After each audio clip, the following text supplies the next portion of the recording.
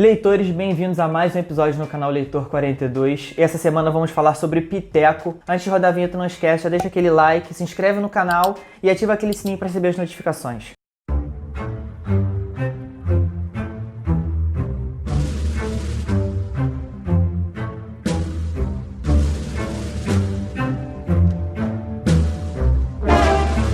Bom, já estava querendo falar dessa série há bastante tempo, né?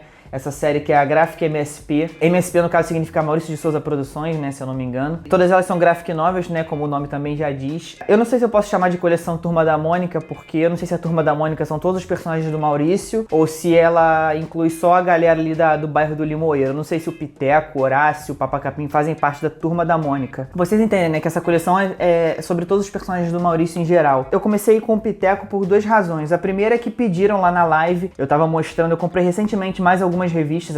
Essas revistas são lançadas algumas por ano, já tá em 20 e poucas. Eu tinha comprado umas 4 numa promoção recente da Amazon. Mostrei lá no meu Instagram, o @leitor42. Eu posto umas fotos lá de vez em quando falando sobre o próximo vídeo e tô fazendo umas lives também. Segunda, quarta e sexta às 19 horas, né? O mesmo horário pra você poder lembrar fácil. E eu tava mostrando lá as revistinhas e pediram pra que eu começasse pelo Piteco. O que eu achei uma sugestão bacana porque o Piteco era o personagem assim que eu menos gostava dessas revistinhas da Turma da Mônica. É interessante pra mostrar que você não precisa necessariamente ter sido um fã dessas revistinhas ou dos personagens pra gostar dessa coleção aqui, porque essa primeira aqui, que é a Ingá, ela foi a 4ª revista da Graphic MSP, ela é de 2013. Eu não sei se ela começou em 2013 exatamente, mas foi ali bem no começo dessa jornada aqui dessa coleção, né? E eu já tinha lido Uma Astronauta, Turma da Mônica, eu não sei se é a Chico Bento, assim, alguns personagens que eu realmente gostava. O Astronauta tá com uma coleção muito bacana também, mas eu ainda não li a última e eu tô com umas 2 emprestadas em época de quarentena, não sei quando eu vou pegar de volta. Então vamos falando do Piteco mesmo. Então, como eu tinha gostado muito tanto dos textos quanto das artes de todas as revistas, eu decidi colecionar tudo, independente de ser os personagens que eu realmente gostava ou não. Então eu comprei a do Piteco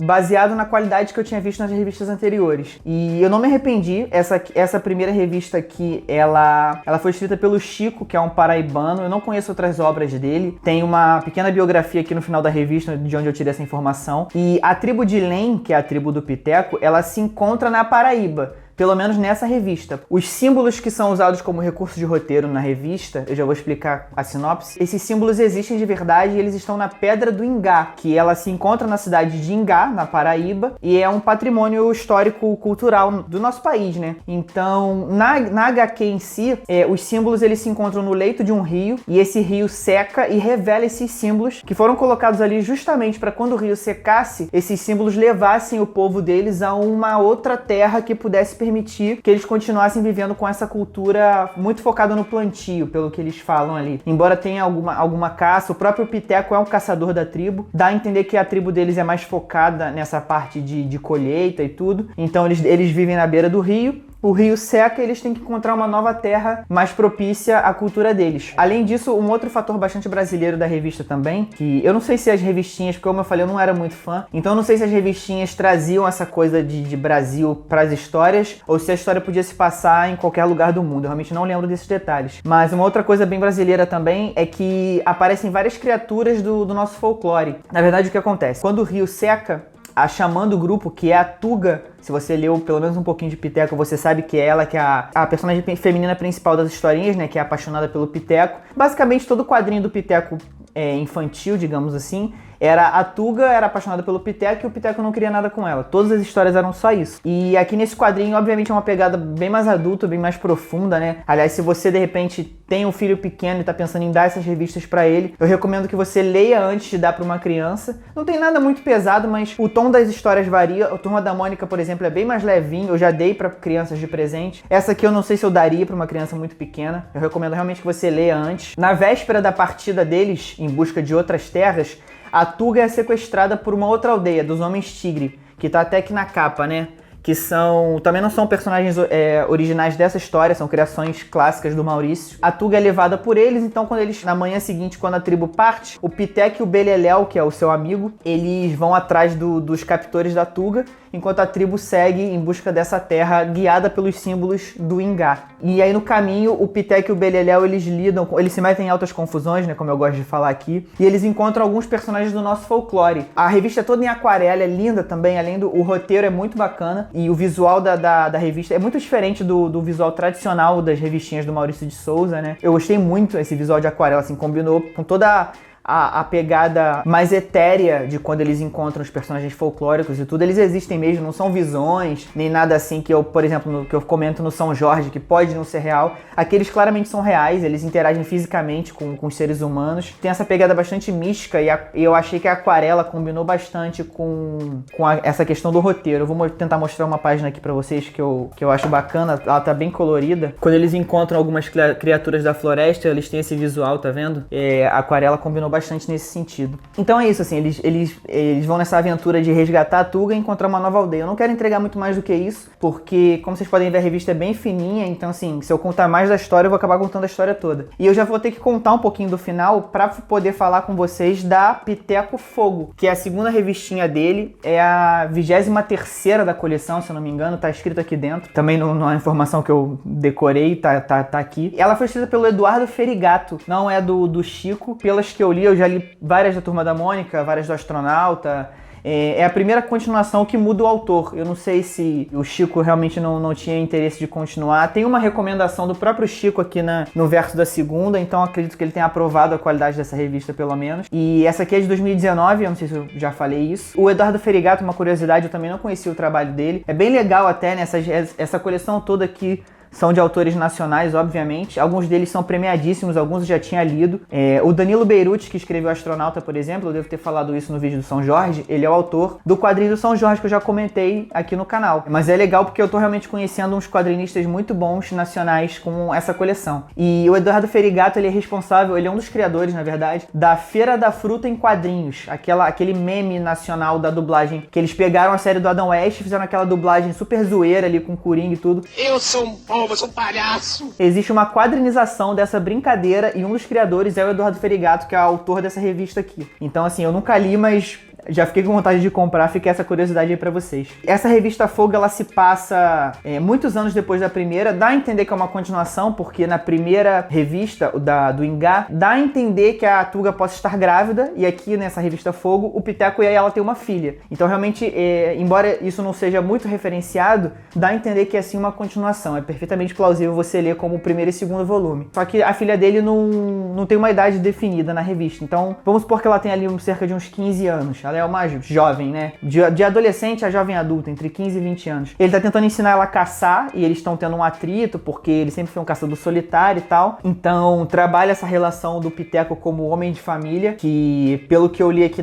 nos extras da revista, essa revista também tem extras no final, falando um pouquinho do Piteco. Todas as revistas têm, pelo menos todas que eu li. Não faz sentido pensar que as outras são diferentes. Todas elas têm alguns extras bacanas, todas elas têm uma introdução do Maurício de Souza. Pelo que eu entendi, ele aprova as revistas uma por uma, só são algumas por ano, então isso é bem razoável, né?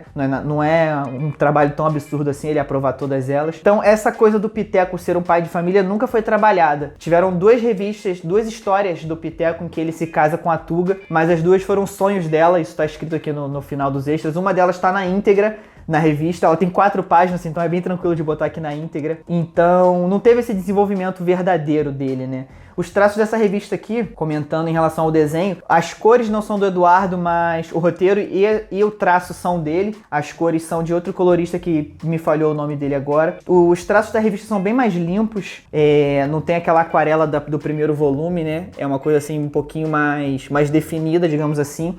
Eu gostei, eu não sei se eu posso dizer que eu gostei mais da primeira. Eu achei que conversou melhor com a história. Aqui é um traço bonito, mas que, sei lá, não conversa tanto, então não é que esse seja ruim, o outro só foi muito bom mesmo. E em relação à sinopse, né, essa questão do fogo, ele tenta trabalhar uma metáfora no quadrinho que, assim, é bem óbvia de pegar, não é nada tão profundo, mas é bacana, em que a tribo deles já domina o fogo, inclusive desde a primeira história, né? mas o fogo ainda é uma coisa perigosa para eles são uma civilização muito precária, eles são inclusive atacados nessa segunda revista aqui por uma aldeia que tem arco e flecha, que é uma tecnologia que eles não têm ainda. Então eles são facilmente dominados e são capturados e tudo. A filha do Piteco, que conseguiu escapar, ela acaba tendo que voltar para ajudar a família, e tem essa metáfora de que ela é uma pessoa explosiva e tudo, e ela tem que lidar com o fogo interior dela e tudo. É uma metáfora bacana, não é nada tão absurdamente profundo, até porque são, sei lá, 80 páginas de quadrinho, mas essa dinâmica dos três ali em família é muito bacana, e apresenta alguns outros personagens também que, pelo que eu li aqui no final, são clássicos do Piteco também, que são o Zoom e o Boom.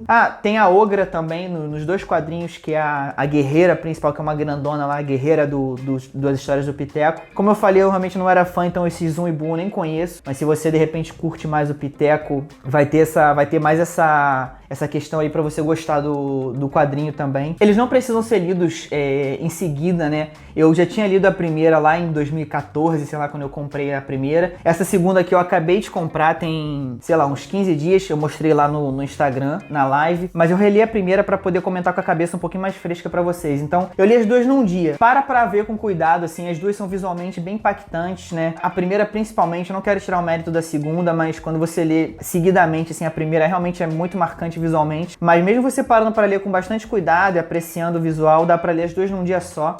Uma leitura super tranquila. E caso não tenha ficado explícito, né, as duas estão recomendadíssimas. Se você gosta de algum personagem específico da Turma da Mônica e quiser começar por ele, eu já li umas 10 revistas dessa coleção, já são mais de 20, eu vou tentar correr um pouquinho atrás do prejuízo. Estão todas praticamente recomendadas. Se você quiser que eu fale de algum personagem específico, de preferência algum que tenha pelo menos 2 revistinhas, porque essa revista aqui é meio pequena, então eu não quero falar de algum que tenha uma historinha só, quero falar de alguns que tenham um pouquinho mais. Deixa aí nos comentários se você gostou, se você já leu essa aqui, por exemplo, ou se você quer que eu fale de algum outro. Mas pode ler, não precisa ser fã do Piteco, eu não era e gostei muito desses quadrinhos. Não se esquece de deixar aquele joinha se você curtiu o vídeo, se inscreve no canal, ativa aquele sininho para receber as notificações e me segue lá no Instagram, @leitor42. A gente se vê semana que vem.